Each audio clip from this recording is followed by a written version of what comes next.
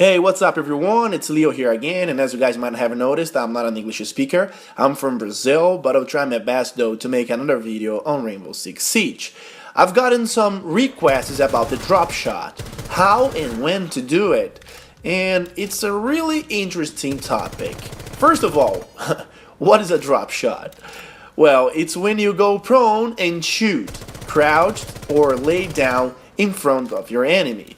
The idea here is to surprise your enemy in order to force him to miss your body, because you go low suddenly. It's a very popular strategy on Call of Duty franchise, or even back in the days in Counter-Strike, which is totally understandable because these are fast games. You are always running and in combat.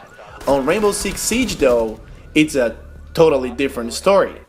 It can be a little harder and tricky to use the drop shot. The initial tip I will give you is to switch buttons if you're playing on consoles. I'm not quite sure how to do it on the Xbox One, but on PlayStation 4, you go on Accessibility, then Button Assignments, and customize it.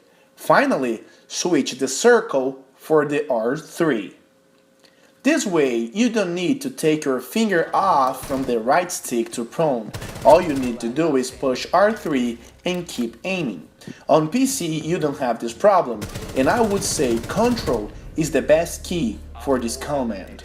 You need to practice a little bit in order to understand the perfect timing to perform a drop shot. On Call of Duty, people usually start to shoot and then crouch. On Rainbow Six Siege is a little different because you can die super fast, so you need to prone as soon as you see your enemy, and you can do it quickly if you start to prone before shooting, aiming down side. On hipfire it's pretty much the same speed, but if you try to ADS first, your animation will take longer. So this is my first tip: do not aim down side before lay down.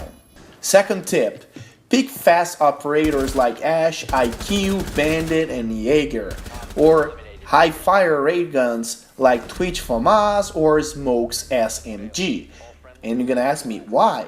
I'll tell you, because you won't shoot the enemies in the head, so you're causing less damage. To compensate it, the speed is the key. Third and final tip, when is the perfect timing to drop shot? Well, usually on one-on-one situation, when you are running and face an enemy close by. At close range, the drop shot becomes super effective and you will probably win most of the firefight. At medium to long range, I would not recommend it because the enemy will have the time to shoot at your head easily. The idea is to surprise your opponent. At close range, he won't have the time to react. At long range, you won't have any advantage though. Medium range is the hardest spot because if a bad player shoots you at the chest and you go for the drop shot, you will put your head at the fire line and get killed.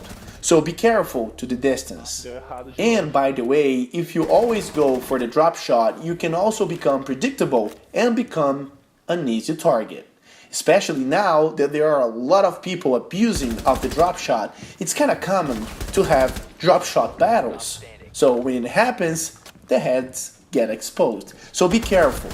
Use this feature when you find yourself super close to an enemy and act first on the drop shot to surprise him. Still, differently from Call of Duty and Battlefield, I would rather always go for normal headshots instead lucky drop shots.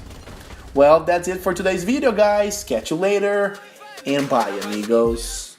Now watch me, nay, nay. Okay. Now watch me whip, whip. Watch me, nay, nay.